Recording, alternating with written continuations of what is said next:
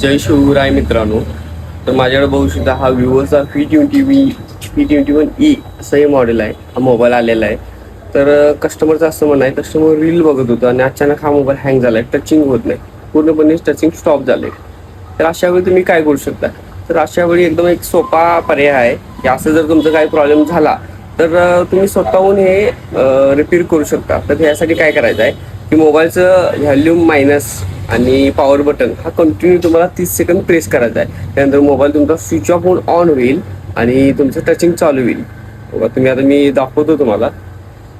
तर मी volume minus आणि volume plus continue एकसारखं दाबत आहे. तर मोबाईल पूर्णपणे स्विच ऑफ होऊन ऑन होणार आहे. त्यासाठी थोडा वेट करायला लागेल तुम्हाला, 30 सेकंद तरी असं पूर्णपणे बटन दाबून ठेवायचं. बघा आता स्विच ऑफ झालेला आहे मोबाईल, तो बघा ऑन झाला. अशा प्रकारे ऑन होईल.